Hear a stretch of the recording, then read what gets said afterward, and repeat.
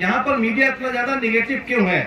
और फिर उन्होंने आगे लिखा है, वो इजराइल में थे और उस समय उन्होंने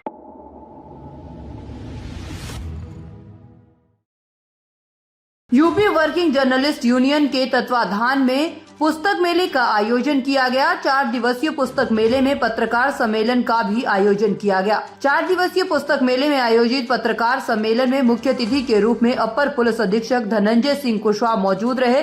तो वहीं पत्रकार सम्मेलन में मीडिया बनाम सोशल मीडिया विषय पर पत्रकारों और उपस्थित विद्वान लोगों ने अपने अपने विचार रखे। एटा से तिलकेंद्र मिश्रा की रिपोर्ट। यहाँ पर मीडिया इतना ज्यादा निगेटिव क्यों है। और फिर उन्होंने आगे लिखा है, वो इजराइल में थे और उस समय उन्होंने लिखा, आई was in Tel Aviv once and I was reading the Israeli newspaper. It was the day after a lot of attacks and bombardments and deaths had taken place.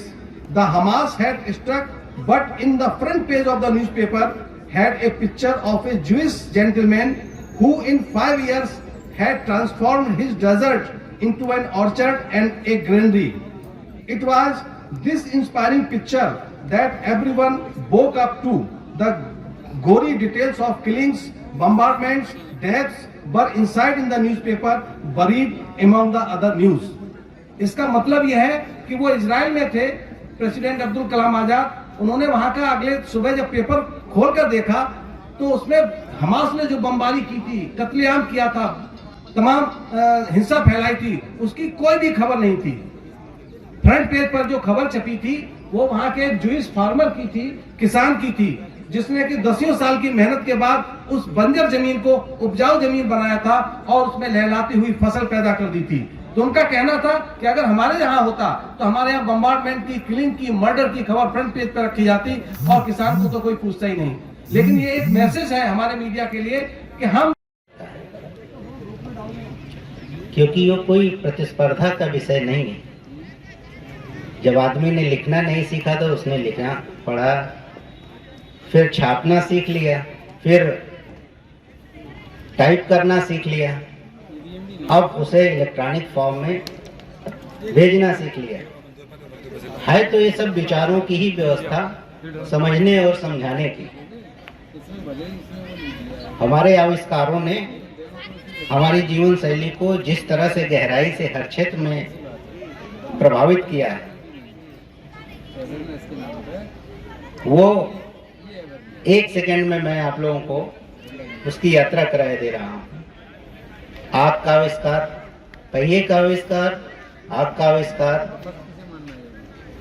फिर मशीनें बनी, बिजली आई, इंटरनेट, मोबाइल।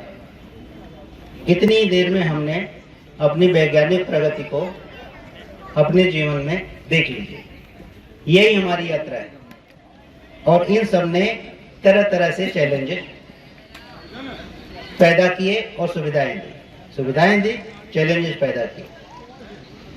आग ने आपको पका के खाना सिखा दिया, पहिए ने दूर तक जाना सिखा दिया, बिजली ने आपके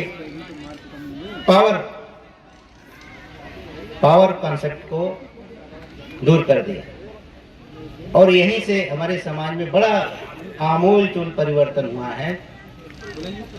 आमतौर पे पुरुष प्रजाति के पास ताज़ा खबरों से जुड़े रहने के लिए हमारे चैनल को सब्सक्राइब करें और बेल आइकन को दबाना ना भूलें ताकि हर खबर की नोटिफिकेशन आपको मिलती रहे।